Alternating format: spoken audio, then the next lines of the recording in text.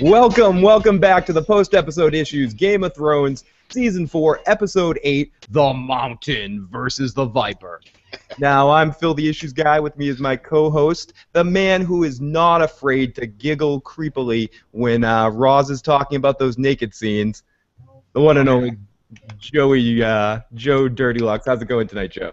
Goes well, man. How you doing? It's good to see you. I'm doing really good. I was really hungry for a Game of Thrones episode. The week off, too much. It was too much. It really was. It was hard to wait. I found myself rewatching last week's episode a couple of times in preparation, and just in general being This really is one of my favorite moments in the book, for them to have the break, Memorial Day break, right before the moment I've been waiting for all season, was pretty evil to have to wait that extra week for. I think it was interesting too because I've never seen Game of Thrones quite do what they did in this week, or HBO do exactly what they did this week. They really hyped this fight. They hyped it like a boxing match, like it was the fight of the century. I'm surprised they didn't have the "Let's Get Ready to Rumble" guy come out on an HBO commercial and hub the fight. I mean, you saw it on every internet search engine. There was a picture, one of those like pinned to the top, Game of Thrones, the Mountain versus the Viper. There was the boxing match poster-looking thing that looked like a WWF wrestling card. It was really interesting to see the way that they hyped it. How many HBO subscriptions do you think that garnered for them? Just hyping this moment, the extra week for all the fans out there to be yelling and screaming about this awesome moment that's supposedly coming in their show. Like I bet you they got a pretty. I mean, it's the most popular show on TV, right? Yeah, right now it is, and for whatever, or one of the most popular shows on television, at least hype factor, if that. I don't know if ratings wise, I'd have to look. Ratings wise, it's been crushing it, like absolutely crushing it. But anyways, welcome to the post-episode issues. If this is your first time here, please hit that subscribe button, and please comment away about what you thought of this episode. Did it live up to the hype? What did you think of the fight? What did you think of all the other stuff that happened this episode? Or anything that we have to say. If you have any comments about that, please share away in the comment section. So, for me, the lead up to the fight was a lot of hype and a lot of build up, but the rest of this episode was awesome too, man. From beginning to end, this was another great episode of Game of Thrones. This show is hitting on all cylinders right now. Yeah, it is. It was. I mean, but the end of this fight was, in a sense, it almost seemed like the Rocky II fight at the end when Rocky and Apollo. We'll get to the fight. Punch each other at the end. Oh God. So let's start, because this is a really big full episode. We had a lot of stuff. We had Reek and Ramsay tonight. We had Dany tonight, Daenerys. We had the Hound and Arya even for a second tonight. We had the Wall for a second tonight. So we had pretty much everybody except for Bran and Brienne's story tonight. It was pretty much everybody else had a little section of tonight. It was all over the place a lot. Well, there was no Marjorie. There was no real Cersei scene. I mean, she's in the episode, though. Right, but there's no real Cersei scene. There's no. We got enough. We got a picture of Cersei wetting her pants. That was enough. She was pretty excited. God, he's gonna die. I mean, she could hardly contain her excitement. That was so. So we open up to the song. Could you turn me down just a little bit? We open up to the song, and I heard that song, and my blood started boiling at the excitement. We see buckets in the wind, and a person comes through the dark, going into a bar, and we hear a woman doing a really amazing stupid human trick, burping songs, and everyone in the bar is trying to guess what the girl's burping songs. And a guy says "Reigns of Casmere," and says, "Yeah, you got it."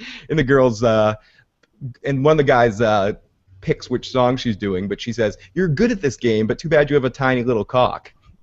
And this was all just a lead up. She's a hooker, and we see that. Well, I like how all the women in the background have at least one or two boobs hanging out and everything.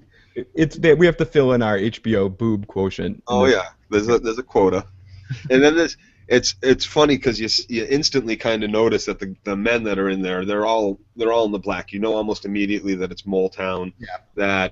And then you know exactly what's coming, and we haven't seen anything about it for a while. So some people might not have remembered what was coming or realized they were in Mole Town until they saw. Do you think that's more effective from a story standpoint to hold off on anything wildlings for a while to kind of make you forget about them and have them show up?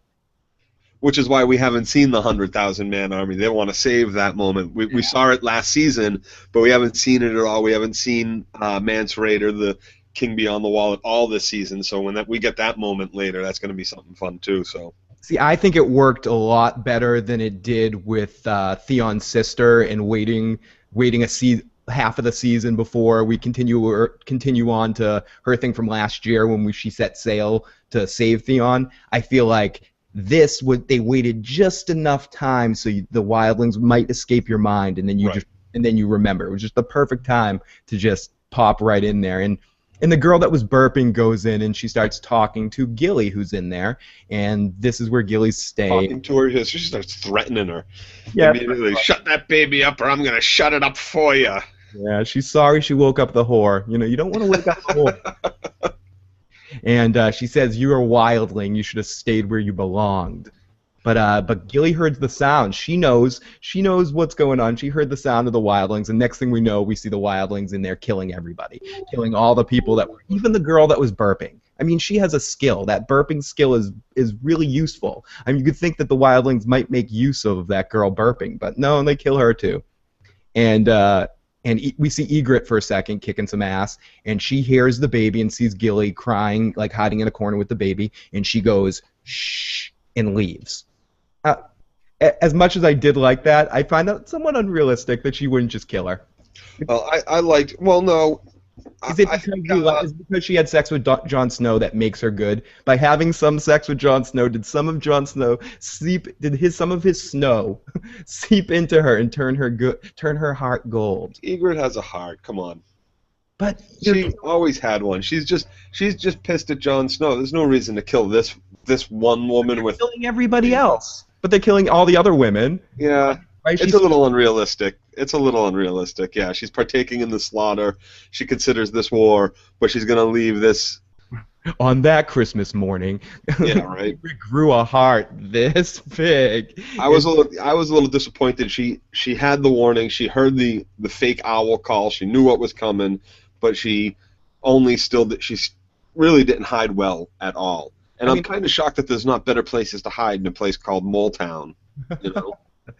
I mean, obviously she saved her partly because of the baby. She respected the fact that this woman was hiding a baby. She didn't want to kill an innocent child. Yeah.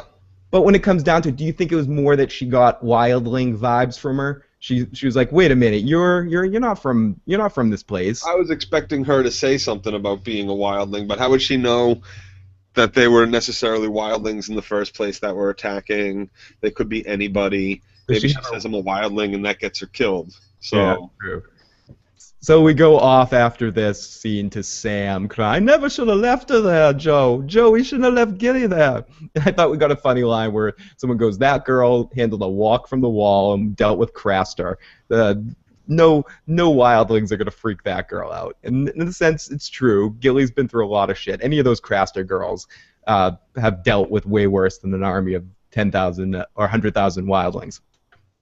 So they get a little bit of a talk where the men of the Night Watch that believe in Jon Snow are basically agreeing with each other that if they all die, that they're going to be burned because none of them want to be turned to White Walkers. They can't go to Moletown because it's their job. Blah, blah, blah, blah. Samuel Tarly just lamenting, I killed her. I shouldn't have sent her to Moletown. It was me. It's my fault. She's dead now. And then it's like all the guys are like, oh, cheer up. You don't know. She survived all this other stuff. Like Sam just being a whole poor pity party pool right in the corner of the table. They're all talking about how we're all about to die in the next couple of days, and he's just sitting there.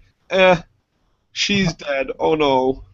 I mean, they really are. The 100,000 against 105 people. Dude, they got the best thing ever created to help protect them. A 700-foot, 300-foot wide ice wall.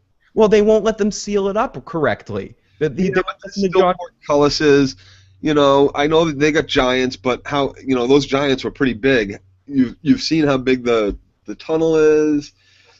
But if they're coming from both sides, it's going to get a lot to take into account. There's a reason this wall was put up, and it's protected the realm for 10,000 years or whatever it is. Yeah, we'll see what happens, but I think these guys might be fucked. It's looking it's looking pretty bad for God. All the cannibal fens the Fen people and Ygritte coming up from behind them too. That is That's what I'm supposed to saying. converge at the same exact time. This is a really disgusting ice cream sandwich facing the Oh guy yeah. on the wall here. They're gonna get squished. This is Klondike heaven right here. Some bad stuff's happening here. So after this, we go to Esseros, and we see Grey Worm in the water, looking at. I always blank on the translator's name. Someone can correct me in the comment section, but I forget her name. But we finally get to see her fully. Melisande. What was that again? Melisande. Okay, so we look at her. Queen's translator, maiden. We see C-3PO naked, and we feel bad for Grey Worm because he's excited, but he doesn't have a penis, so he doesn't know how to process those feelings. He's intrigued. It's not really. He's in love. It's more that he's seeing the beauty of her, and he's in love. He is in love, and he wants to give her pleasure. He just doesn't know it yet. He's just such a cute kid. That Grey Worm's such a cute kid. He's going through puberty as we're seeing right here. So and this is all off book stuff too. This scene, this Grey Worm, Melisandre's. So she covers up, and it makes it seem like maybe she finds it creepy, but you can tell she doesn't. She's covering up because she's turned on a little bit by it too. And then she has a meeting with Daenerys where she tells Daenerys that he made her feel uncomfortable. And then Daenerys like, none of the Unsullied care what's under your clothes.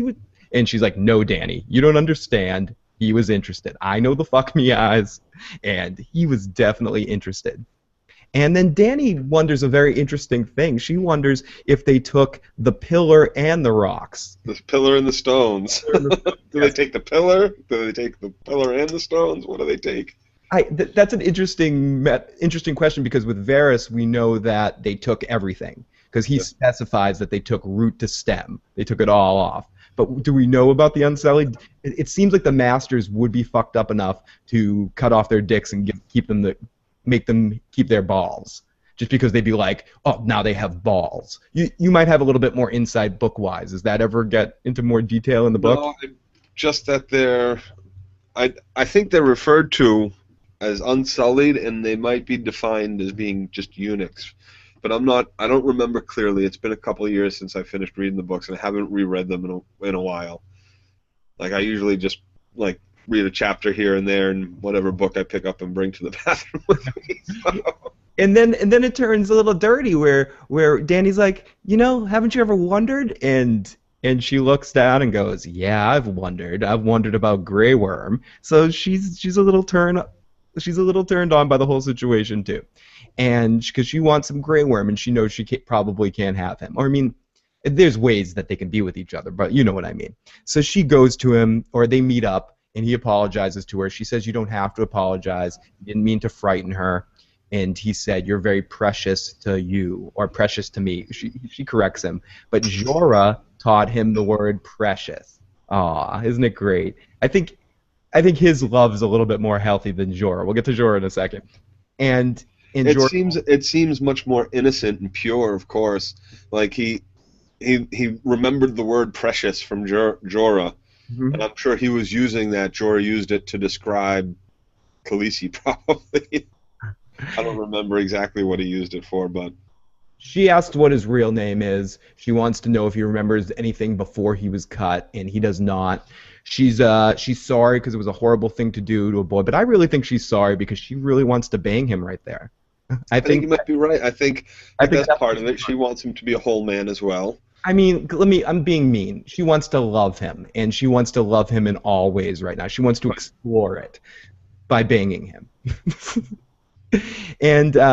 And he says he's glad that happened. He's glad the Masters did that because if the Masters didn't, this is his line. This is his go-to instead of dealing with the actual situation. Yeah, it's all fate. It all brought me to you, to here, to this moment. Without it, I'd be nowhere. I'd not be with you. So.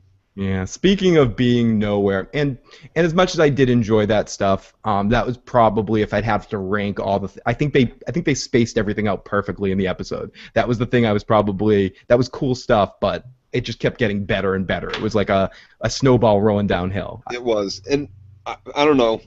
Even when I was in the books, I found a lot of the Khaleesi stuff to be very slow and tedious to read through. So a lot of the Sansa stuff too.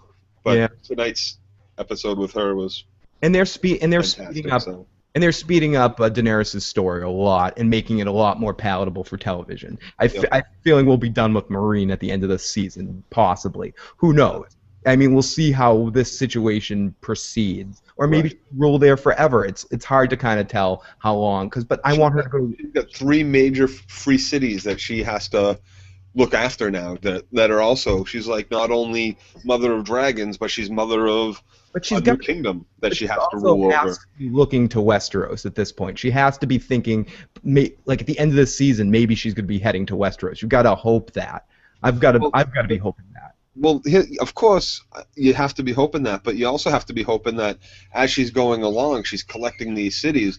If she burns and leaves them, just raids them and leaves them, that's not her. Like, sure, her goal is Westeros, but why? If she's queen of Westeros, why not be queen of everything? Why should these cities be still doing these evil things that they've been doing for so long after she's tried to stop them? She Yeah, should incorporate them into her queendom of Westeros and Essos, I, and it I, should all be I her. agree with you, Joe, but devil's advocate here, how about to truly rule everything, she needs to get the head first. Go to King's Landing, rule, and then you can always go back and conquer all the rest. From No, the head. The head is Essos. Those are the free cities. Those are the cities that have never been conquered. They've always all ruled themselves. They're long free from Valyrian rule. That's why the Iron Bank has been able to become so big, because Bravos is its own entity. Oh, Marine is its own entity. Slavers Bay, each one of these cities, none of them were related to each other. They were all their own kind of free, no king. They were run by councils. it's hard to argue with you because I agree with you essentially, but from the entertainment factor, I want to see those dragons laying siege to King's Landing now. Well, just laying siege to anything. Yes, dragons. Okay, so on to The sheep, for crying out loud! Oh my God! so speaking of a sheep, we go to Reek in Ram. Nice crossover. Good transition. And Reek is being fucked with by Ramsay, making sure that he knows that he's his dog because they're outside now, and he's got him all dressed up like Theon Greyjoy. And he Such says, a great conversation. "Yeah, what do you try now? Who are you playing right now? Now, if people ask you who you are, what are you going to say? I am going to say I'm Theon. But who are you? Are you a piece of shit until the day you die? Tell me you're a piece of shit. Now repeat it. I'm a piece of shit until the day I die." But then he goes, look at that castle over there. It never actually gets said what it is. I think maybe once at the end, but it's Moat Cailin, and he says, go there, let yourself in, tell those people you are Theon Greyjoy. You look like a proud man, but you're nothing. You're nothing till you got to the ground. We get a visual of it too when he points over to Moat Cailin, and it's really nice looking. It's it's not really nice looking, but the graphics, the visual is really nice. It's this really swampy area. There's a huge moat around it. It looks really decrepit, like it's built up in a swamp, like it's. Yeah, it looks like I imagined it looking. Yeah, it's really nice. There was a lot of really good visuals in this whole episode. They're doing this was one of the first ones that stuck out in my mind. From Bravos to this, they're doing a great job this season on location. It's beautiful. Fantastic. Unbelievable. And as Reek is riding up to try to get the king's head or to bring Ramsay the king. One interesting thing I want to say, and I don't know if it was important or not, we did see a crow for a second. I don't know if that means anything, but as Theon was going by, we saw one single crow. Whenever there's something like that, especially in this world, I question it. It was a very clear focus on it for a second, but that's neither here nor there. So no, that's a great thing. Like there's such imagery and symbolism in the crow throughout the whole novel and the series so far. You have the three-eyed crow that Bran's chasing. The knights up at the wall are called crows because they wear all black. They use crows as messengers between all the kingdoms. There's even more in the books concerning some stuff with Bran, but it's crows eat the rotted flesh off the battlefield. All this stuff that's just. So when you notice something like the crow, that's intentional. That I didn't catch it, and that's a good catch, and that's stuff that goes right along with making this what brilliant show it is. Really, like that's a great thing to notice. Yeah, and it was a clear shot of it. Just I don't know if it was to symbolize the death that was about to take place Oh, here. absolutely, absolutely. That's what it's symbolizing. That's what crows symbolize. That's what right down to Edgar Allan Poe. Everything that you know about they eat carrion. They are death incarnate. A flock of them is called a murder. So it's really quite awesome, quite fantastic actually. So after that, we see Theon, Riki, riding up, and they ask him who he is. He says, "I'm Theon. I'm your king. I want to meet your commander. I'm Theon Greyjoy. I'm your prince." And they said, "Why are you riding with the Boltons?" He said he kind of was honest with them. He said, "I was captured by them. They say if you guys leave here now, none of you will be no." He said specifically, "You will be treated with the same level of respect I was treated with," which I thought was very interesting that he said that. Well, yeah. Do we remember this was the same thing that happened? They brought Theon a message at Winterfell and said, "Open the gates and you'll all get to go free." And Theon's number one guy that talked him into taking Winterfell in the first place knocks Theon out, Yep. opens the doors, and they all get slaughtered. Exactly what happens again, almost to a T, except he doesn't get knocked out. The dude standing behind him puts an axe through his head. Yeah, and he's like, "Wait a second.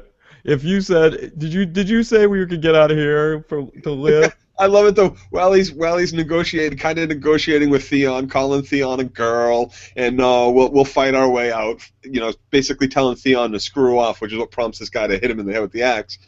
Who wants to take the deal? He chokes up blood on Theon, but like, he's talking to him because he's got some sort of really really sickness from just being like out in Moat Cailin, this disgusting swamp place, and he coughs this like consumption-sized like mouthful of blood in Theon's face, and Theon just starts like giving it reek, reek, reek, reek, reek, reek, reek, reek, reek. What are you muttering there, girl?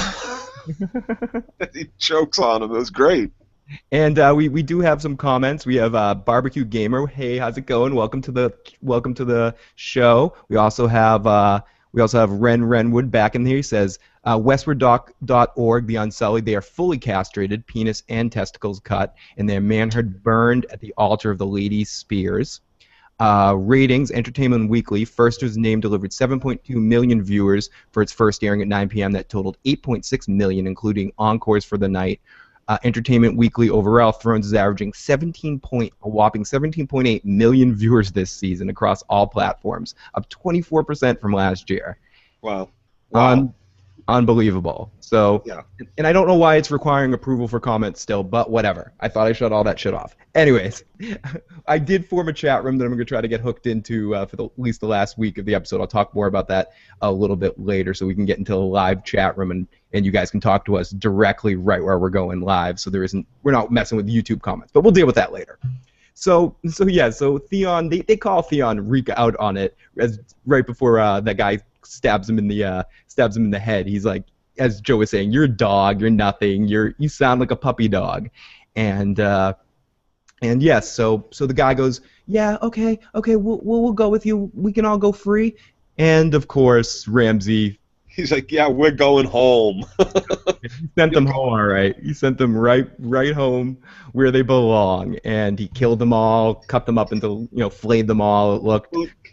The shot is fun because it goes right from his face of like relief almost, and like a little skeptical relief that Theon's telling the truth. A dumbass. And then it like quick cuts right into that same guy's face, like right from him being alive to him being like his head is still attached to his body, but his whole chest cavity is exposed. He's like on these pikes that are X's, like just like the banner, just like the Bolton's banner. It's this torso just completely flayed, and then it pans, it like unfocuses to have Ramsay talking to Reek, not Theon, because of course he was only Theon for a couple minutes there. Yeah, only for a brief. I don't even think he was Theon at all. He's right. No. He started to crack. Reek, reek, reek, reek, reek, reek, reek, reek. And Bolton's reminiscing. It's great. He's like, "Oh, people, you gotta love the classics." It's all about history. Ramsay's hilarious. This guy. I said it before, but I think the guy who's playing Ramsay, the actor, would be an excellent Joker. I think he just. Oh yeah. he has all the mannerisms and his the way he moves, the way his face is shaped. I think he would be an excellent Joker in the right kind of Batman story. No, you saying that, I totally see it. I see I wonder if he drew any inspiration from that character for this character at all. Like, it's There is, very plausible. it It is. really is. With the joy that he's playing it, there's definitely Yeah. some aspect of Mark Hamill's Batman the Animated Series Joker. Even That, Heath like, Ledger is even Heath Ledger's portrayal. yeah, he's playing it a little bit more joyful than Heath, but like, but I see elements of all of the Joker in it. I mean, maybe it's my own projections, but I think it's there a little bit. No, I see. I can draw correlations from the performances. So even Mark Hamill's, yeah, absolutely, the cartoon series for Yeah. real. I wouldn't be surprised. I could see him dance. I could see him dancing around, throwing bombs. I'm sure, especially in that scene where he's fighting all the Ironborn people, and he just jumps on them, like from a Yeah, couple. blood all over him from all the swords getting cuts. It's nice. So from that scene, we go to the Littlefinger trial, and he's sitting there and talking about his past, talking about how his grandfather was from Bravos, and for the first time in the entire series, and you could see the look on Littlefinger's face that he was legitimately scared. He did not. This is a little off book too. In the book, there's a minstrel in the room when this goes down. Yeah, that saw it. Not Yeah, saw it, and it was. I'm right. pretty sure it's the same minstrel that was with Tyrion when they went to the Vale the first time. Mhm. I might be wrong about that. I'm sure I'll be corrected on the internet, but I think it might be. She takes a shining to that minstrel, and he stays there because he's making money and he's kind of her plaything for a while. And he's in the room when she's slapping Sansa around and hanging her over the door. And Peter Baelish comes in, throws her through the moon door. And this guy sees it all, and Peter Baelish instantly puts all the blame on this minstrel. It's one of the two changes in this episode from book to show. It's something that the show does a lot, where they eliminate characters that are unnecessary and they combine them with other characters. Just it doesn't need Sansa's enough to be in the room, and it happened in the Oberon mountain fight too. There was someone else that isn't there like a bystander or something that gets injured in that fight where they're fighting in the book or something like. I believe. Yeah, I think you're right. And they didn't. Yeah, and they didn't really need that, so they just kind of took it out. It would just convolute things, and I like that the show does that. They did it.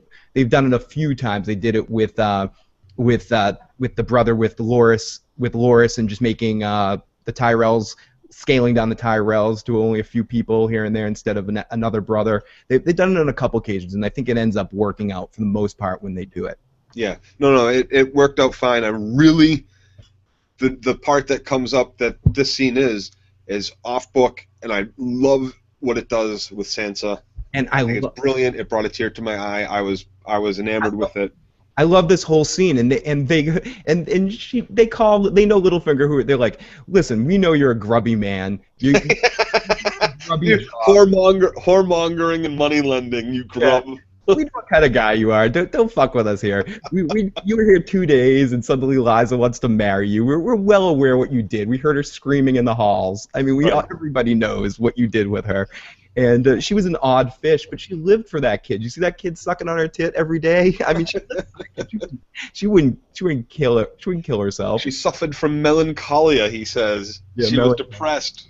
Yeah, and they say there was a witness, your niece, and he's like, I'll get her, and they're like, no, we'll get her. We don't want you to do your Littlefinger stuff. Again, yeah, he's explaining it away as it's suicide. She threw herself out the door. Yep. Because she was so depressed about everything. She couldn't live with life anymore. So she flung herself through the door. And that's what he says. That's his story. He's sticking to it. Yeah, that's his story. He's sticking to it. And he's so, and he didn't even have a chance to communicate with Sansa, as far as we know, about communicating this plan exactly. Well, I imagine there's got to be at least a few moments that they're alone before people notice exactly who got flung through the moon. Like, nobody's rushing in going, oh my God, who went through the door? Yo, let's replay the events. I'm Littlefinger. You're Sansa. I just pushed Liza out the window. Ooh, you're gone. What do you say to me right there? Or what do I say to you? I go, shh. Yeah, exactly. Just exactly. Isn't that awful, Sansa? Your Aunt Lysa just committed jumped suicide. out the door. Yeah, Like, yeah, you allude to it. You say exactly that. You say, if you don't say that, we're both gonna die. You are my niece. Remember that. You are, of course, you kind of go over it a little. You have at least a few moments. You have to say something in that instance. You don't just both sit there in silence while you wait for the guards at the bottom to figure out that it was her that fell through the door and then climb up the rock. Like, you're gonna have to go out and say, "Oh my God, she murdered herself," before they come to you and say what happened to her. you got to figure Sansa probably threw in a thank you too. Like considering what happens next here, probably a thank you, thank you there, because I think ultimately, I mean, we'll get to it in a second here, but I think the main reason why she helped him is because she knows how batshit crazy her aunt was, and she knows that she's safer with the Littlefinger. Ultimately, what he said, someone that admires her so much and looks at her and loved her mother and all that stuff, and she's supposed to be the spitting image of her young mother and all that sort of. Oh, which we kind of yeah. So Littlefinger is like, oh, the council's like, we know there was a witness in there. We want to talk to her. We want to know what she has to say. And so Littlefinger says, oh, I'll go get her. Yeah. They say, no, no, no, no, no, no, no. That's unnecessary. We're not going to let you, poison her little tongue. Put your little finger into her ear. Put your little finger poison her. Put it away. Put it away. And so she's there, and she goes, listen, I got to cut the bullshit. I can't lie to you.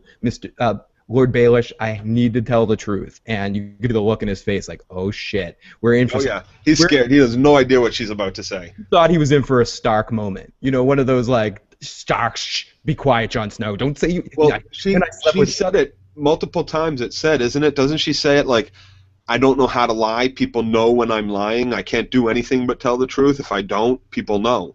She said it to Baelish at one point, I think. I think it said in one of the other seasons. Wait, was that a lie too? Is she really the best Stark liar? She might be. She's needling at her sister all the time and then getting her in trouble for it. It's not like Arya knows how to bullshit. Bran can't really bullshit either, as we know. He's not the best liar in the world. Probably okay at it, but not bad. They wear their emotions right on their sleeve. Yeah, Robb couldn't lie. Ned couldn't lie. Jon's okay, but he doesn't know when to keep his fucking mouth shut. He really doesn't. He really doesn't know when to keep his fucking mouth shut. He's a cocky little prick, that Jon Snow. I love him, but he doesn't know when to keep his mouth shut. So I would say Sansa is probably the best. She probably has the most of her mother in there that can can scheme a little bit and has a little bit more.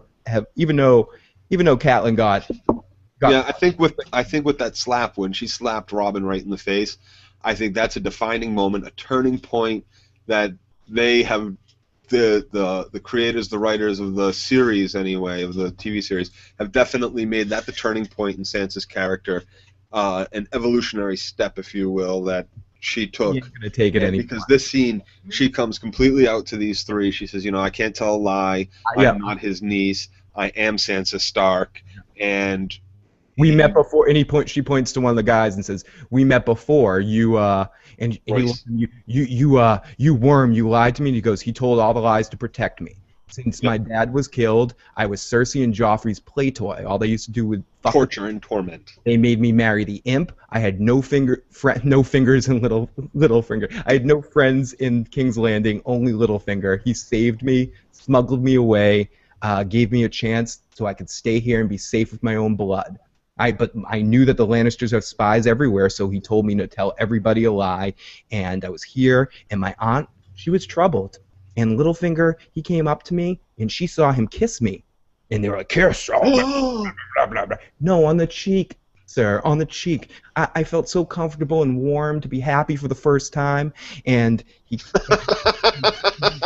on my cheek. And then my aunt confronted me. She threatened my life, called me a slut, tried to push me down the moon door, and Littlefinger saved me. And she threw herself out because she thought he didn't love her anymore. He tried to talk her down. He kept saying how much he loved her and everything, but she just wouldn't listen. And this is brilliant too, because this does this does two great things. Then she Outing starts herself to these three protects her from Littlefinger in a way, as well as helps protect Littlefinger, because she really does have a hard time lying. Most of what she says to them is all honest. truth and how she feels, so it's easy to say, and it's very smart. It shows that she was paying attention. All her silence and time in King's Landing, watching these evil people play their Game of Thrones, she was watching. She was absorbing it, and they show that. And she pulled the Spock from Star Trek VI when she knew how to use the correct information in a dishonest way in the prop. So she didn't actually lie. She told the truth and tapped into real emotion, and it worked perfectly. This woman walks up and starts hugging her, and she starts crying into the woman's arm.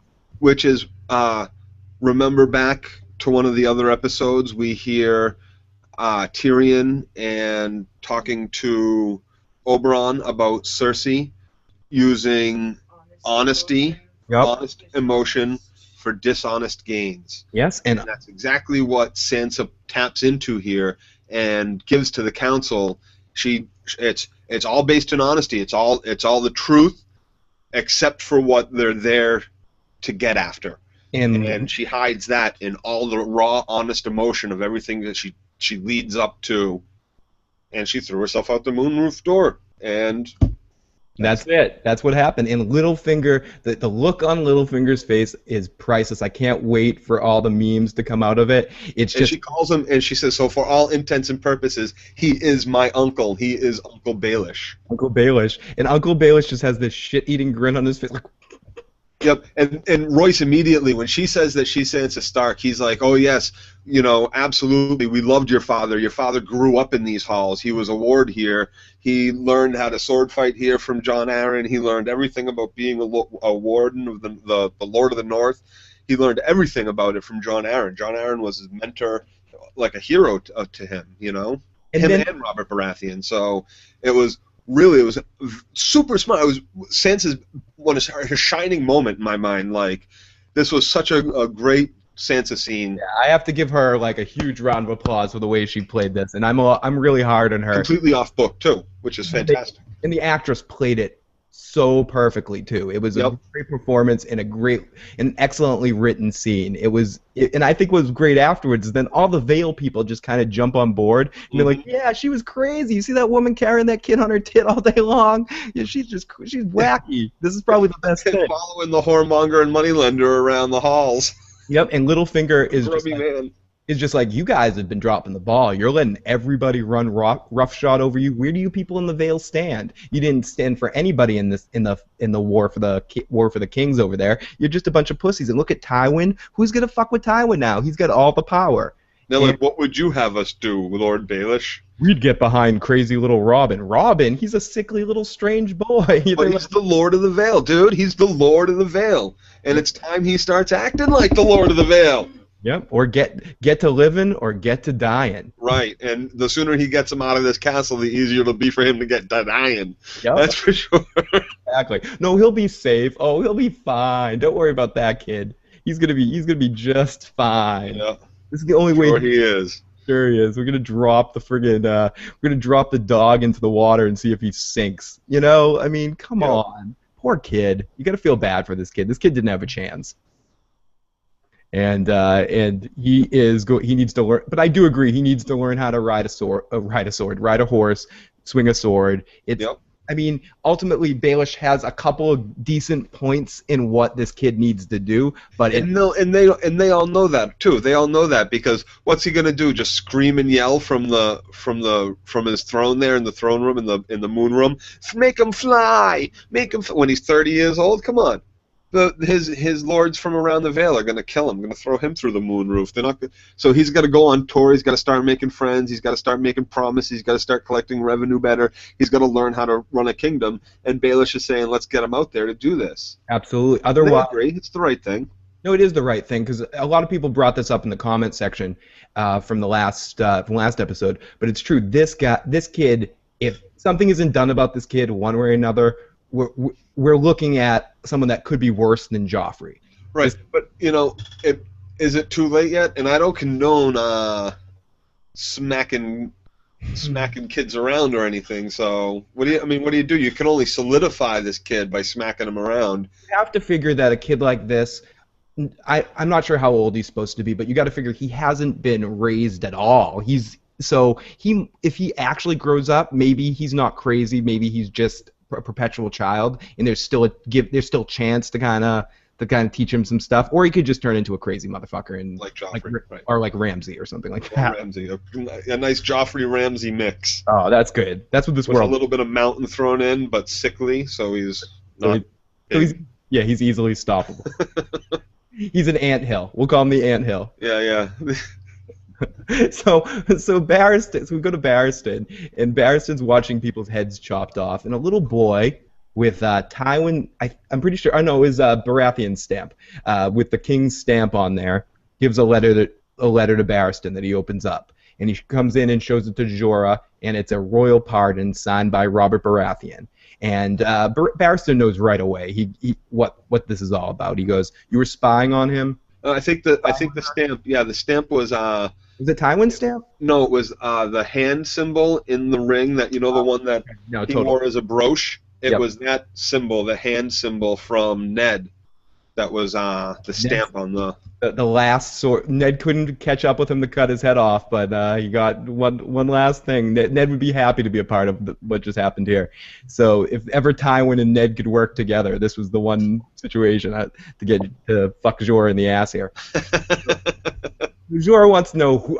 Jorah gets defensive for a second. Which I'm pretty sure Ned didn't want that pardon sent. It was sent by Robert. King Baratheon Yes. when Ned had resigned as King of the Hand.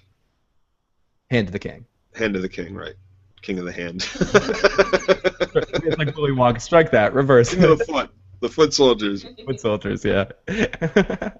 So who gave it to him? He doesn't matter. Have you told? And he wants to know if he's told her. And he said, "No, I figured I owe it to you to tell you first. I will not go behind your back.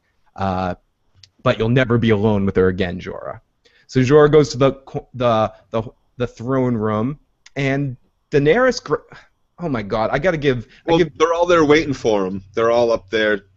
Barristan. Yeah, everyone's waiting for. But I gotta give Daenerys. I give Daenerys some shit, but the actress really kicked ass tonight in this scene. She hit a home run. I really bought her disdain, bought her heartbreaking, and She does that well. And all her really emotional scenes, they're all buyable. She's a very good actress. They cast this whole series top to bottom very well. They're all thoroughbred. I mean, thoroughly fantastic actors. It's great. so who gave it to him? It doesn't matter. And she wants to speak alone, and they say no, we will not speak alone. Who sent this? It was and he's like, no, Tywin sent this because he wants to screw with us. I'm sorry. Well, yeah, he tries to start talking his way out of it. Like forget about what you think. Why else would they send this now of all times? Now. He tries to it doesn't. Yeah, and she even says it. Look, this came how many years ago? This pardon was for a few years ago, or something like that. Yeah, well, he even asks. You said it, he says to Barristan and Selmy, he's like, "I want to talk to her alone. You'll never be alone with her again." And then when he first walks in, he's like, "Khaleesi, let me talk to you alone." Yep. Like the only reason for that would be to try to talk her out of it, to try to not let other people interject their thoughts into her ear. It's very it's manipulative and would only kind of piss her off more that he would ask that in a way. If you want to talk to me, you talk to me like we're alone. I'm your, if I wanted you to be alone right now, we'd be alone right now. So. And I thought this played really well, like a big breakup, and I thought it was great. We have a couple of comments from Renwood in regards to Robin. It was just bad parenting. Yeah, very bad parenting. That's the understatement of the year. And they said it was definitely a nurture thing, not necessarily a nature thing. You're absolutely right. And they said he was 10 in the episode, and Akon D, welcome to the show. That dumb, arrogant bastard Now, Tyrion has to escape. Yeah, dumb, arrogant bastard. We're gonna get to that. We're definitely gonna get to. My name is Inigo Montoya. You killed my father. Prepare to die. We're gonna get to that. Don't you worry.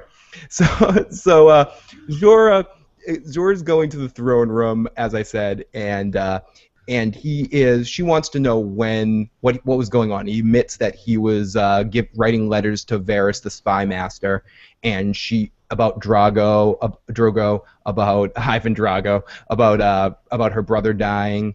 And she comes down and goes, "Did you tell him about my baby? Did you tell him I was pregnant?" He goes, "Khaleesi." And this is one of those moments where I really felt this, because everyone that's been through a breakup knows this moment. Your girlfriend Sally, that you call Sal, but when you're in the middle of the breakup, you call her, "Come on, Sal," and she goes, "Don't call me that anymore." He calls her Khaleesi, and she goes, Well, I Don't can't call see me that this was that big of a secret to begin with.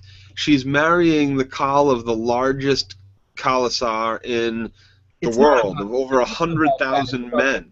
It's you know that it's not about that. It's about the deception. It's about being really pissed off that you're in a normal situation where a friend you think is telling you the truth is actually lying to you. And it's about the wine merchant thing too. The wine merchant. You killed Yeah, that looks very manipulative at that moment. That's more, in my mind, if I was looking at it, I'd be like, yeah, you were going to have me poisoned, and then you had the guy that was giving me the poison stop giving me the poison because you knew it was poisoned, only to get close to me, only to get in my fold, only to be close. And it's one of her three big betrayals, which is why she's so furious when she gets warned you're going to be betrayed 3 times. Now, do you think Jorah is one of those 3.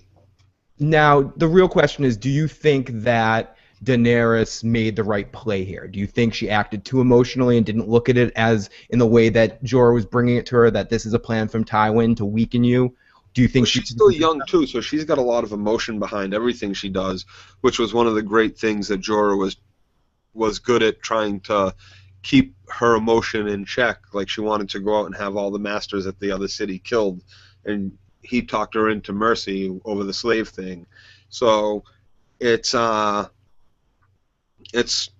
interesting question. She's supposed to only be like it's confusing. We can't get into we can't get into the age thing, because the age thing's so much confusing between the two. We can't use the books at all, because I think they just aged everyone a little bit differently on the show, and that's just how things are. And I think it works. I think they couldn't have made Daenerys that young on the show. It wouldn't have played well for a lot of audiences. So no, so, it definitely wouldn't. No, that episode with Drago, Drogo, but in a sense that episode, I don't want to get into it. Okay, I'm gonna move on. So basically, Jorah walks up to her and kind of puts his arm on her and says, "Listen, Khaleesi, come on." And she said, "Don't touch me. Leave this city by the end of the day. I don't even want to kill you, because I don't even want your body in the city. Get the hell out by the end of the day, or I'll have your head and bury you." And no, I'll throw your head in Slaver's Bay in the water. Yeah, thank you. I'll throw your head in Slaver's Bay. He doesn't say what she'll do to his body. And Jorah leaves immediately, and Tywin wins again, Joe. That's what happens. That's what happens when Tywin writes letters. Tywin wins again. I think someone again in a comment pointed out that they saw Tywin writing a letter or messing with some stuff, and I think. Oh, because it was in the meeting when Tywin is asking about Jorah, when they were having the meeting about Daenerys, and he says something about get me.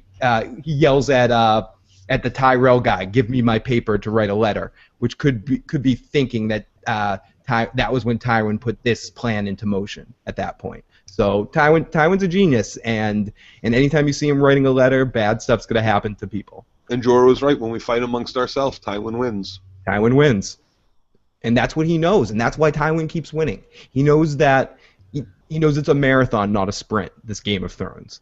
Right. It's more than that. If you can keep people hating each other more than they hate you, you win. You become an ally to everybody at that point. You know, my enemy's enemy is my friend, kind of thing. So you make people who are friends enemies, and you become both of their friends. So you can pit them against each other. Sorry for the mispronunciation, but Ms. Jaina Well, now Jorah is way out of the friend zone. Yes, Jorah is not coming back anytime soon. I don't Yeah, think. from he was friend zoned to exiled. That's a big step backwards. And he says he loved her. He came straight out. I love you. And how can you say that? She said. And Right. I felt even though Daenerys wasn't in a relationship with this guy, this is probably the one of her confidants she's had the closest connection to. And she even says that I believe it's the She's her last tie to all of it, to her brother, to Westeros, kind of. And Barristan's there, but well, but Barristan, if you remember too, Barristan wasn't there in the beginning. Barristan was on the same side as Jorah, yeah, it's true. working for King Robert. I mean, and then before that, he was on the side of her father. So he's actually a turncoat twice, Yeah, that's an and interesting. now working for her. And I think that's something that kind of gets brought up too in the books, which is different so far right now. So, I mean, and that's, I mean, she says something about that to, or Jorah and her have that conversation when Selmy first shows up. And I think she kind of just dismisses it with what Barristan says to her about, everybody thought everybody was dead, and basically how well I fought for your family is why I was pardoned, Yep. So, So Jorah leaves immediately, way out of the friend zone. He's gone, and that's a big blow for her because he was probably in some ways one of the best advisors she had because he was out for just her. He was the only one of them that I think Barristan's looking at it for the realm and thinks of her as the true heir to the realm at this point. So that's why he's there. I well, think. is that why he's there, or does he look at it also as that's his way back into the realm? He's sick of being an Essos. He's sick of being. Is it he has nowhere else to go? Is it? Do you think it's more that this is his last place he has a chance to go? He's like, oh, where can I go now? Oh, I might as well go to Daenerys. Could be, you Maybe. know. I mean, that's. I mean, he kind of had his out with the pardon, with the poisoning and the wine, and he didn't take that out.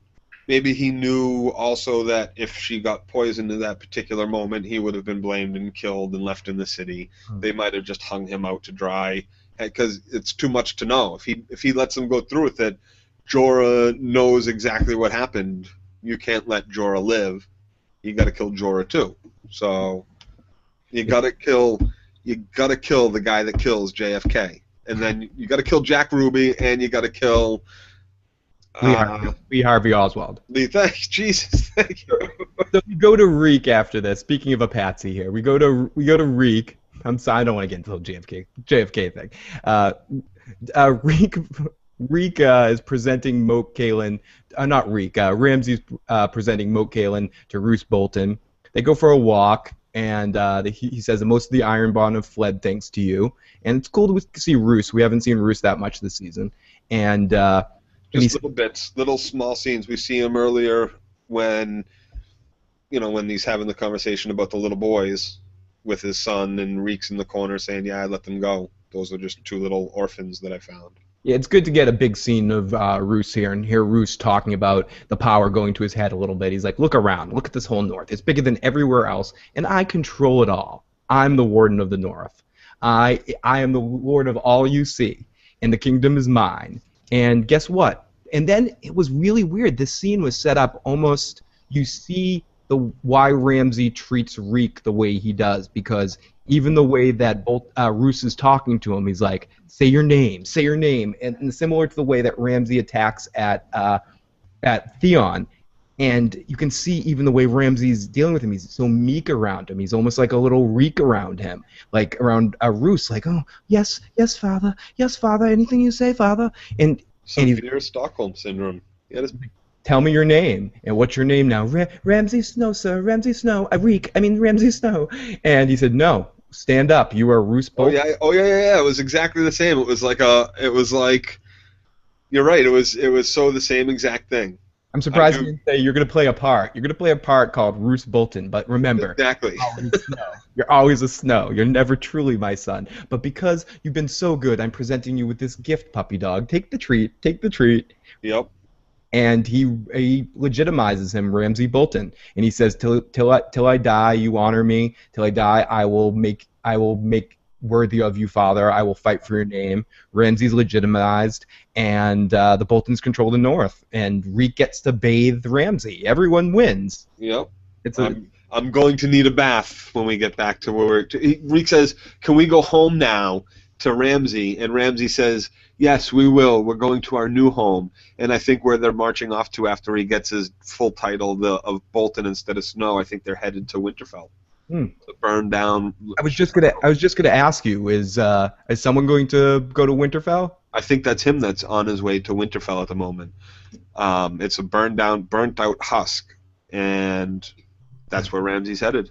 Oh, Theon returns. Welcome back, Theon. I'm sure they'll be so happy to see him there. Yep. So, speaking of very, very happy, we get Littlefinger and Sansa talking about what we saw. Littlefinger says, "Last time I saw you, you were a child, but you're not a child anymore. Why did you help me?" And she says they would have executed you if they found out. And she says, "What if they executed you? What the hell are they going to do to me?" Yeah, what do you think they do to me? I gambled on, and she gambled on the devil, and he goes, you don't know what I want. And she goes, I know what you want. And she gives him a look, like, I'll give you what you want.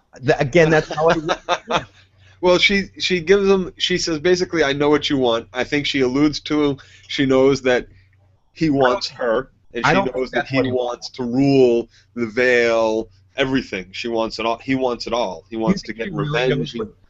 She knows. Do you think she's being clouded and thinks that he just wants her? No, I think she's smarter than that.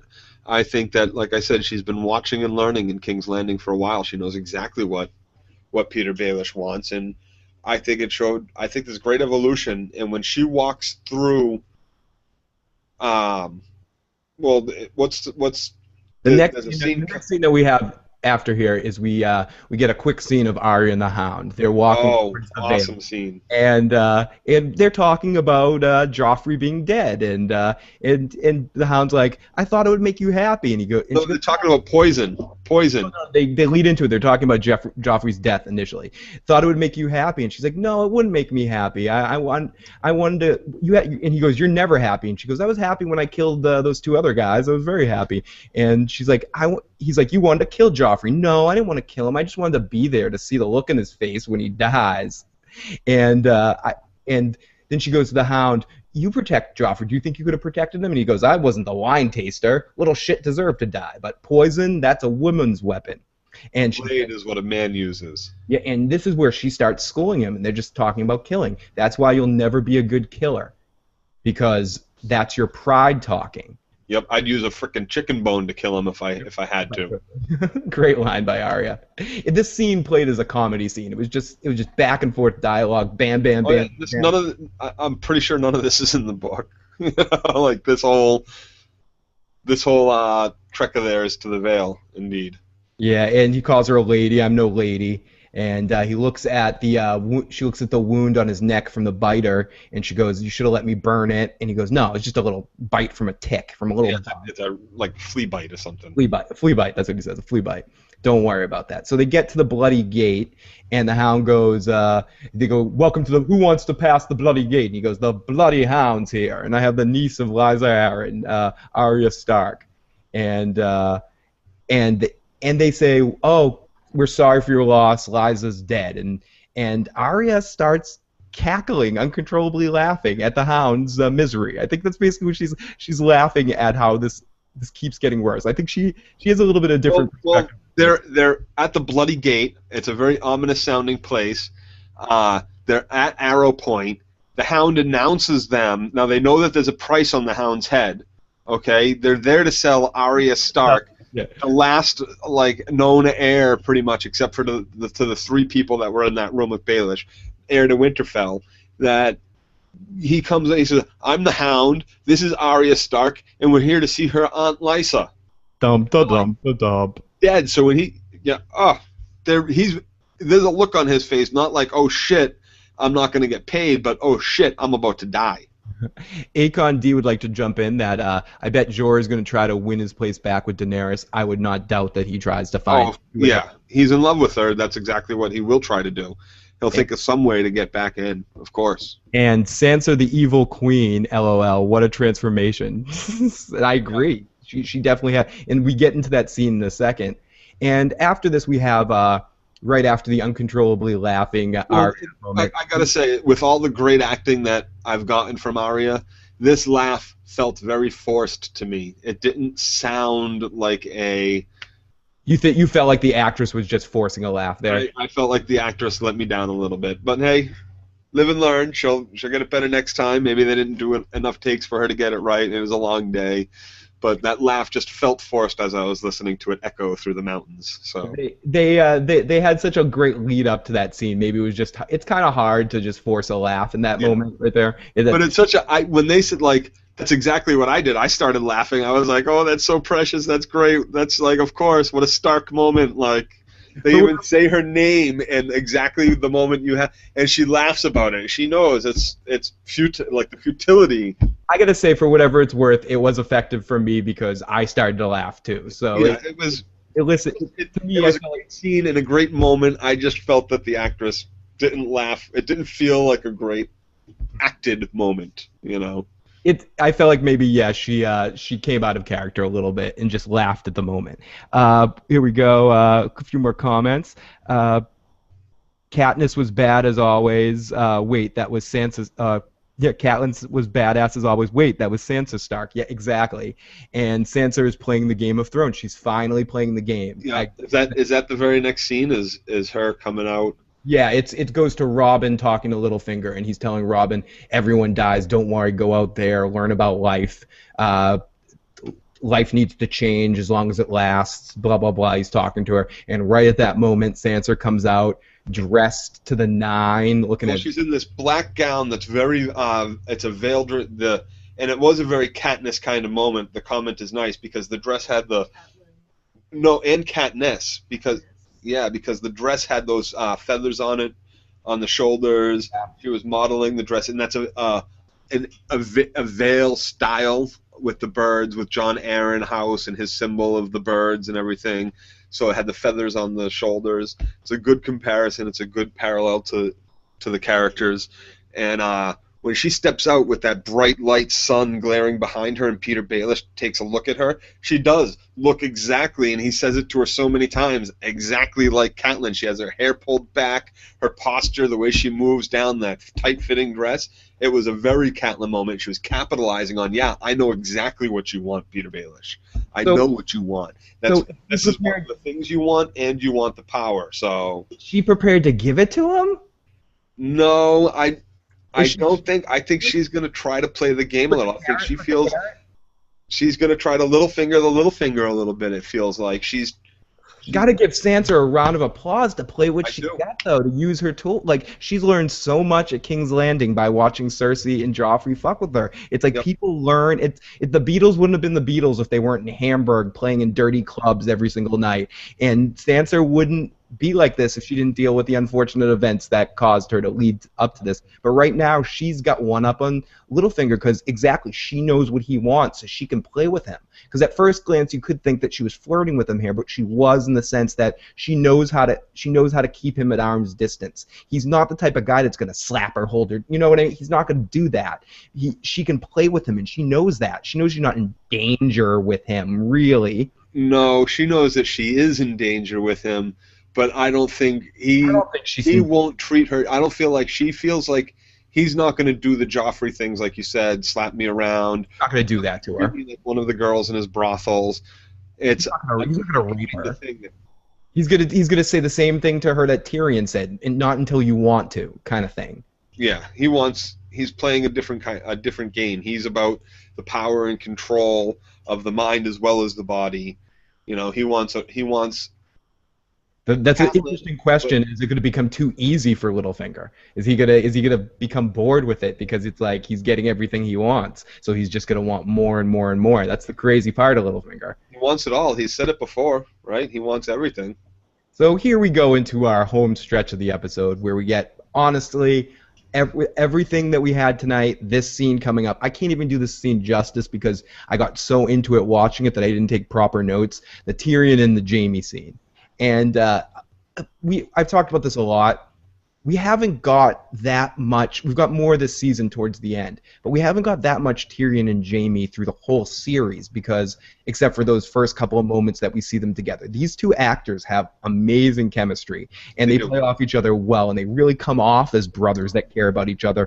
And again, similar to the way Arya and the Hound just had this beat to their conversation. This conversation was fucking hilarious, just the way it went back and forth between the two of them. Well, I have a lot of conversations with people who just want to touch on the Arya and Hound thing real quick. That people say that she genuinely cares for him. What do you think of that? Do you think she genuinely cares for the Hound? No. Like, wants to see him get better and healed? No, I think you talked about it really well last week, and I think your point was clear. She looks at him as a tool for survival, that she knows she's realistic about her chances out there alone, and she knows that the Hound is a big pincushion to hide behind.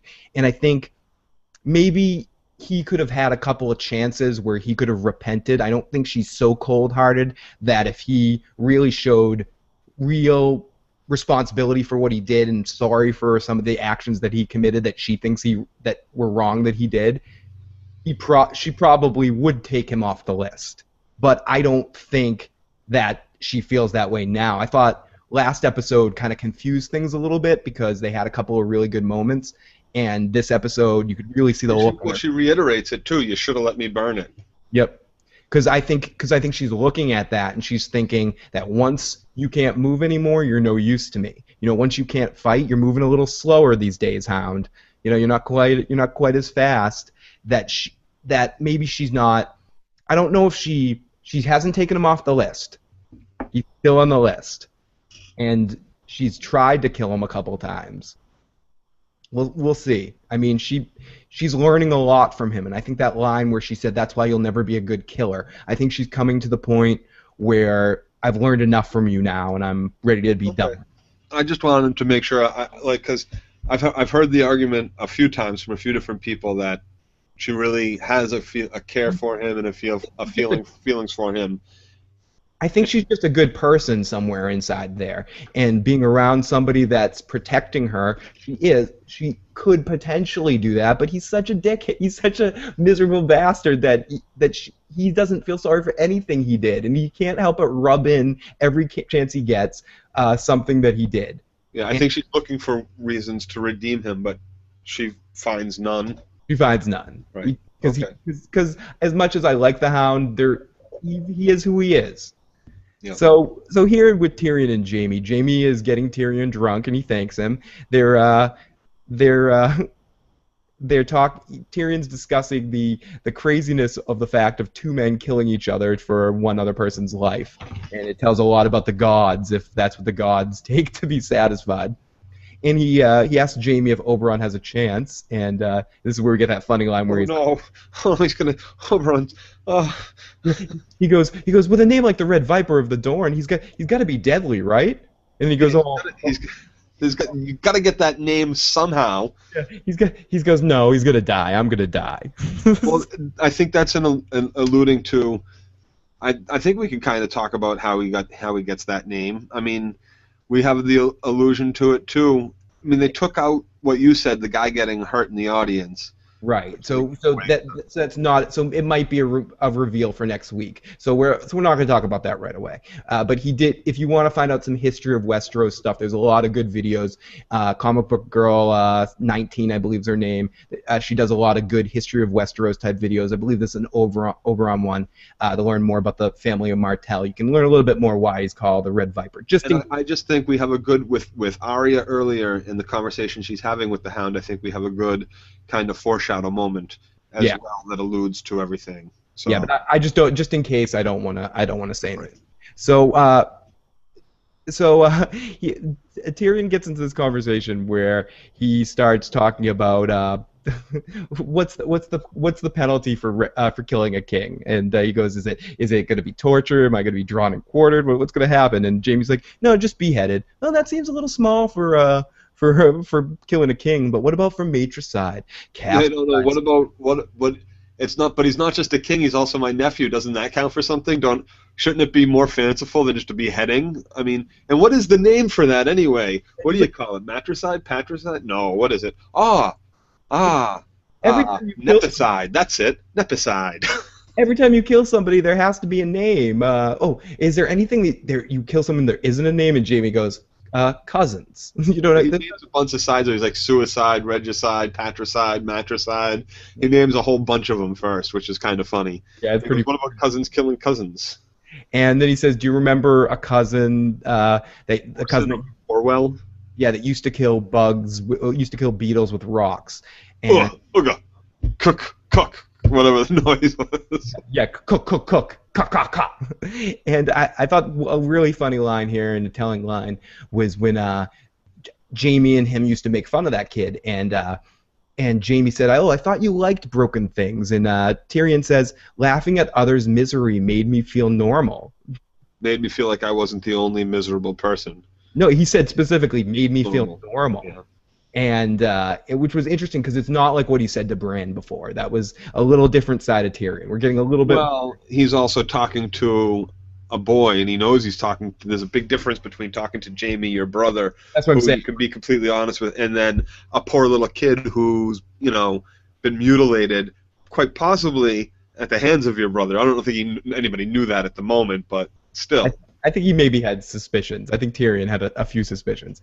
So Tyrion said, "I asked why he killed the beetles. I just needed to know. I needed to know why." But he would just keep smashing them, making that sound, cat, cat, cat, cat, cat. And I was determined. I'm one of the smartest guys in the realm. I'm gonna figure out why the hell this guy keeps killing the beetles. Why he has so many problems with Ringo, Paul, George, and Pete Best there, and John and George Harrison. I It's can't. gr- it's it's great because he tells basically it's the story of how he became what drove him to be a learned man, what drove him to want to be smarter and understand things more than just what he's been told. It's Yeah. really touching. It's a super, super touching moment. And he said he wanted nothing could stop him. He wanted to discover more about what was going on. He went to read about about what was He going on. started by asking him, "Why are you killing these beetles?" And all he got was ka. And he started reading stuff, and he realized that mainly books were written about smart people, not idiots. So he watched him. He decided to just study him as men do, and he sat there and he watched him as he and right as he's For talking. years, day after day, for years, eating a sandwich. And as he's talking, he picks up a bug himself and like holds it in his hand. And he saw that he was mindless, but he had reason. He watched them all the time, as Joe said, as he ate his lunch. And as he was chewing his lunch, he heard the sound of coo coo coo coo coo. While he's reading his books about the history of Westeros and the conquest of Westeros, and instead of hearing the wings beating of dragons, which is what's described in the book of how Aegon conquered with his dragons all of the kingdoms of Westeros, which is the imagery you're supposed to be hearing or seeing in your head, he's only hearing the smashing of the bugs, the rocks crushing the carcasses of beetles. Why were the beetles dying? And Jamie says, "Who gives a dusty fuck about beetles?" And he said, "No, it was bothering me. I needed." It made me feel sad. I felt bad for each and every single one of those beetles. It didn't just bother him that he couldn't figure out why he was killing the beetles. It started to bother him that he was killing the beetles at all. That all these bugs, countless years and days of this kid sitting in the garden just constantly crushing bugs. He had nightmares about them, about being in. Now it's interesting to say too that this kid was not born this way. He was dropped by his mother or his aunt or something and landed on his head and became this because of a brain injury. Ah, interesting. And yeah, he used to have nightmares about being surrounded by beetle husks. Yeah, Tyrion. And he tried to stop him. Tyrion tried to stop him, and Jamie's like, "You're a tiny little boy, tiny little guy. What are you doing?" And he said, "Yeah, he pushed me aside and he goes, he kept killing the beetles, well, until the mule kicked him in his chest and he died." I thought that was just hilarious how he transitions that. Yeah, until the mule kicked him in his chest and killed him, and then and then Tyrion lets the bug go. And then he asks his brother too, "What do you think? Why do you think he was doing it?"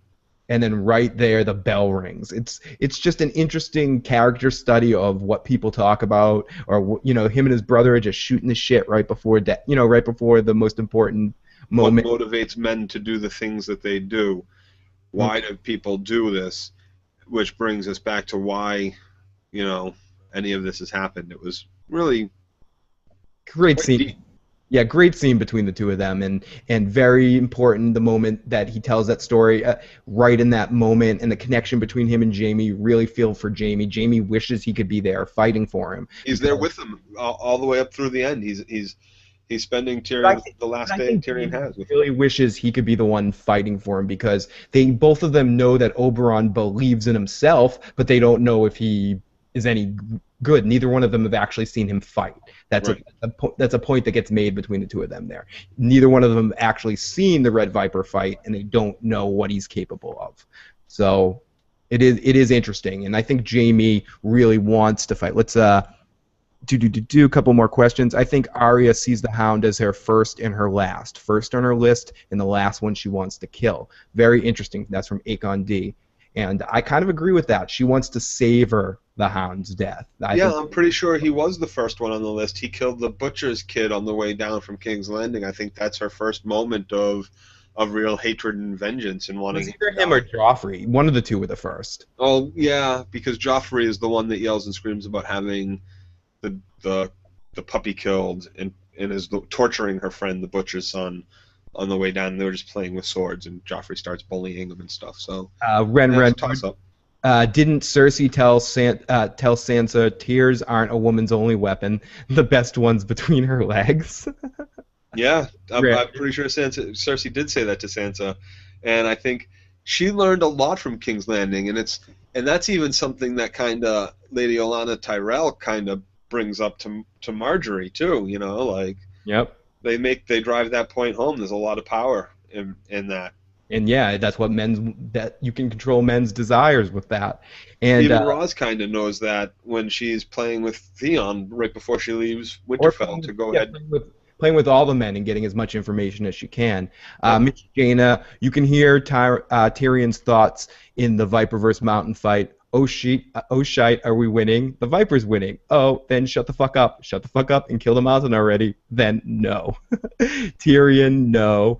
And we have and that's it for now. Thank you guys for all the live comments. We really appreciate it. So the fight is about to start, and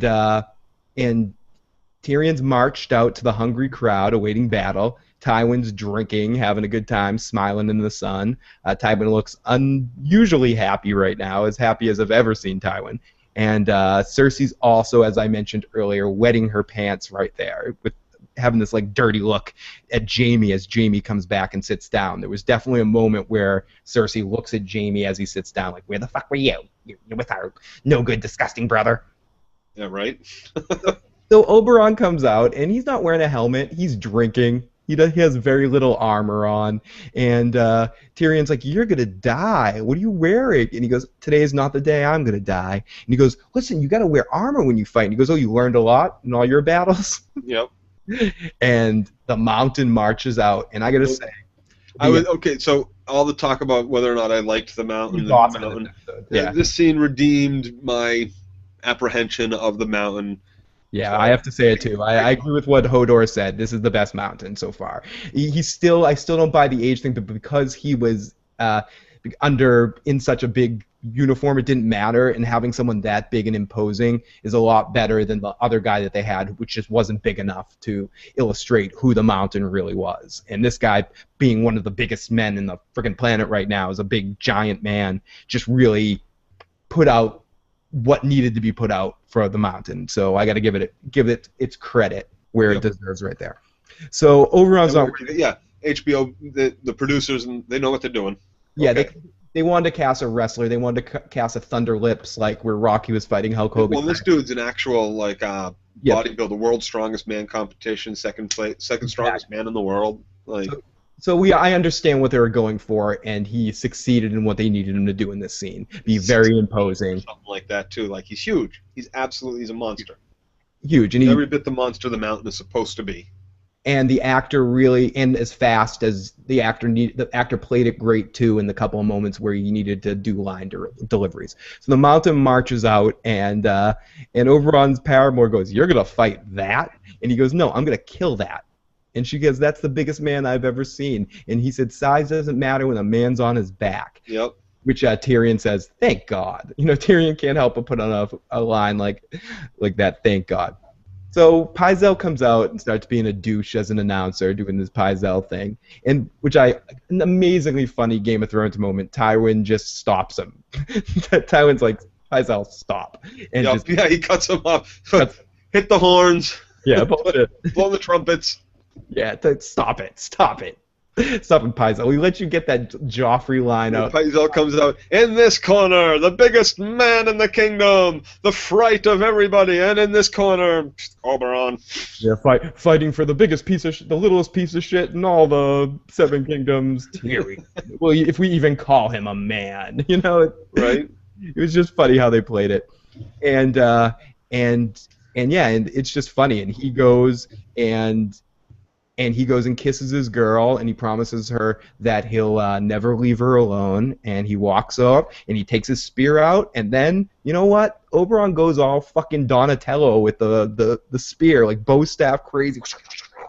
Yeah, he gets all fancy. He does his little dance. He dances out for the crowd. He makes a crack about fighting in the pits of Marine or somewhere in Essos. Oh, you've never fought in the pits. And so then he dances out with his spear across for the crowd, and he plays to them. Playing to the crowd. The whole time he's playing to the crowd, treating it almost like a matador dealing with a bull. Yep. And the mountain comes in and he goes, Mountain, did they tell you who I was? And he goes, all you are is a man that's about to die. And someone about to die. And he goes, I know who you are. And he starts fighting him and kind of completely getting around him. He goes, I know the man you are. You were the man that killed my sister. Now you're going to admit it, and you're going to die. You raped and murdered her, and you murdered her children. And as he's fucking with the mountain, going in circles, he keeps repeating it over and over. You called it. It's a very, my name is Inigo Montoya. You killed my father. It's a very Five-Finger Man moment. Yeah, it's Six-Finger Man. And he just keeps at it. He keeps doing it. And he keeps bitch mouthing them over and over again. Yeah, I'm gonna kill you. I'm gonna kill you. Oh, admit it. Say her name.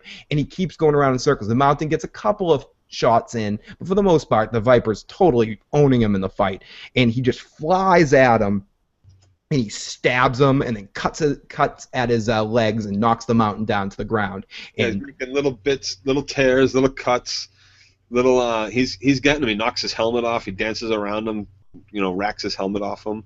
He does great. The fight is choreographed beautifully. Amazing. Both must have practiced with their weapons for a long time to get this fight to look as well as it did. Looks incredible. And he cuts off his legs, and he gets on top of him, stabs him. And as someone was pointing out in the chat room, you could just see Tyrion's face at this point as he's watching the Viper kick ass, like, oh my god, he's going to win. Oh my god, I'm going to get out of this. And you can see Tywin kind of freaking out a little bit. You can see everybody's expression at this point is, holy shit, he just killed the mountain. Oh my lord.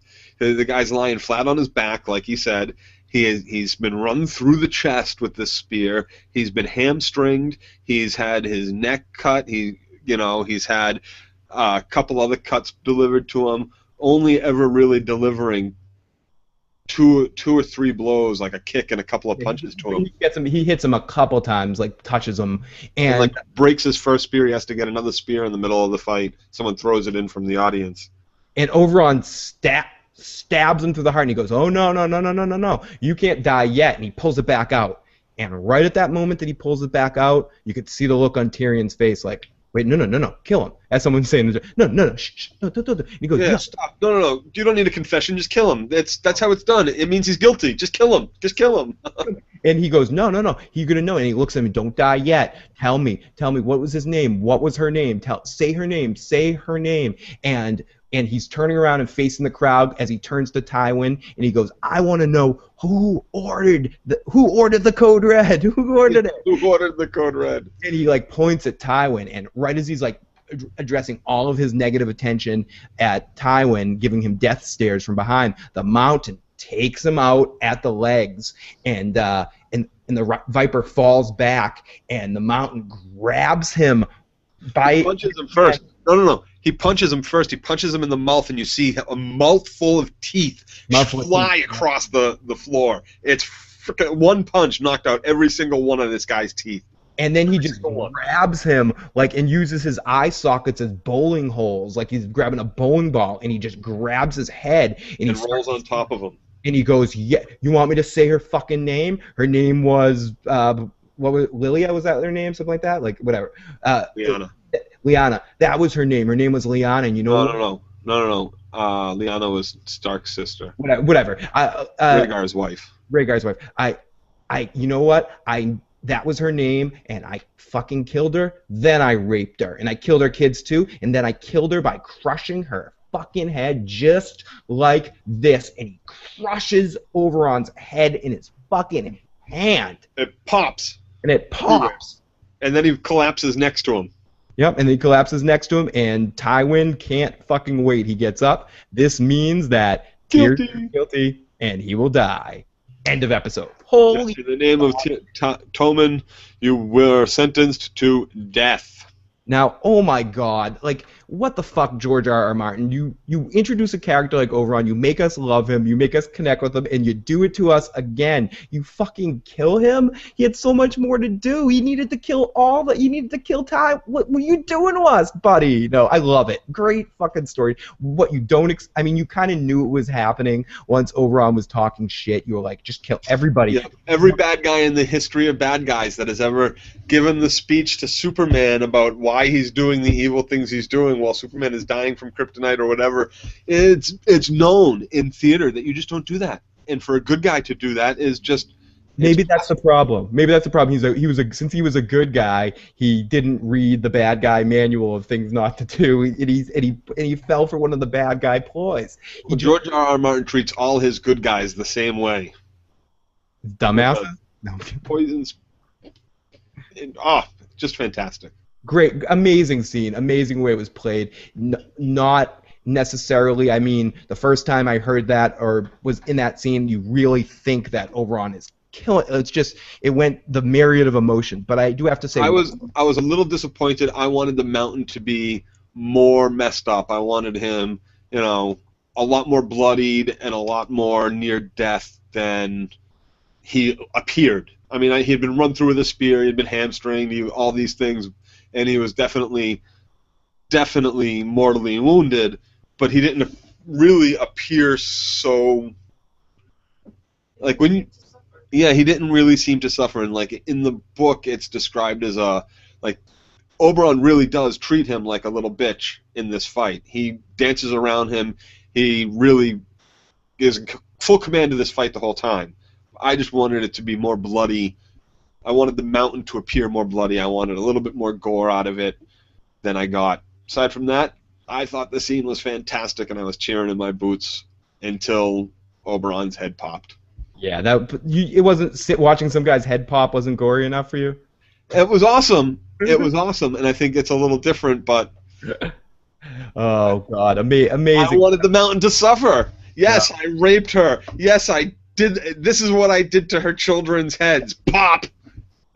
We have to constantly remind. It's like George R.R. Martin needs to constantly remind you what you're watching, though. That you're not living in a world where you get what you want. He gives the good guy does not always. Well, the man in white does not always walk away the victor. Exactly, and now not in George Martin's universe. Nope, and now this puts Tyrion in a really dangerous position heading into our last two episodes. In a dangerous position, he's sentenced to death. Trial over. Bye-bye, Tyrion. He's in a dangerous position unless Tywin steps in and maybe Jaime can resurrect that deal that he had and get him sent to the wall or something. I mean, he's just in a really no-win fucking situation right here. It's shitty. And especially leading into can you believe we're leading into our second to last episode of the season? It's heartbreaking. It's so awful. The only thing I can say is that I have Ray Donovan to look forward to get me through the next 10 weeks after this. Now the question is, leading into the second to last episode of the Game of Thrones has always been the one. Do you think that's going to be the one is this going to be when? I don't even want to speculate. No. If they do it, if they follow kind of how the book went, I'm not going to spoil anything. We can have 2 really great final episodes that are just packed with great action. Yeah. Because there's 2 very specific things that kind of take place. It seems like from at least the title of the episode that next week is going to be What's the title of it? The Watchers of the Wall, I believe, or it's something to do with the wall. So it's going to probably be the wildlings attacking the wall, is what I'm assuming. It's probably going to be the Thenns and Ygritte coming from Molestown. Yeah, we've got to see Mance's army. I think this is the episode we need to Well, see. is this the episode? See, it Yes, could be the yes. following episode could be Mance's army No, no, because it's two different in the books. It's separated a little. The timing is off. So, does it all come down at once in next episode? That's the big question, and it's very possible could be. I mean, there's so much off-book stuff that there's no way to tell exactly how this is going to happen. And what do you leave for the last episode? What do you set up? What is there? Oh, well, I'm not speculating any further. Yeah, stop. What do you leave? What do you do? Just stop. You bastards! Yeah, just stop.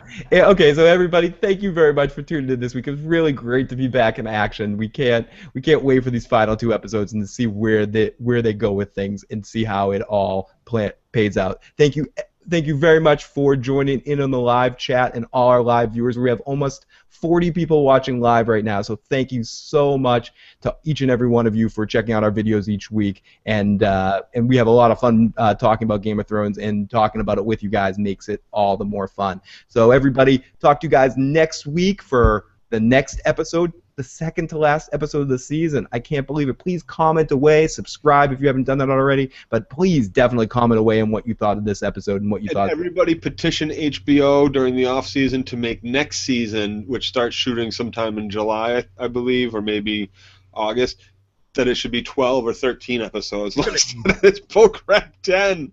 I know one quick thing before we go. I know we still have 2 books yet to come, and we're on season 4 right now. Is it season 4? 4, yep. And according to the creators of the show, they want to end things after 7 seasons. So you need to have more than 10 episodes a season. They're going to need to add some episodes. Right, I think so. You got to hope. Especially because there's a 6th book about to come out, which might end up being 7 books. He said he has so much, over 1,500 pages of written material that he might break it down to 2 700-page books, and there's more that he's trying to get out and get on paper and get finished. That there might even be a 7th book that comes out. So I really see they're going to need more than 7 seasons, or at least 12, 13, 15 episodes, something. Akon D says we all need to start loving Tywin, because if we all start loving Tywin, he might die. that is a good hope. So we're going to be sending. Well, I'm sure there weren't anybody out there loving Joffrey, and he's gone. So I'm sure most people loved watching Joffrey be evil. So let's all send as we go away this week. Let's all send our hearts out to Tywin Lannister. So everybody, we will talk to you next week. Or if any of you guys are into 24, which has Catelyn Stark as our main villain, we will be talking about 24 tomorrow evening around the same time. So if any of you guys, I'm off tomorrow. So cool. So talk to you guys next time. Later.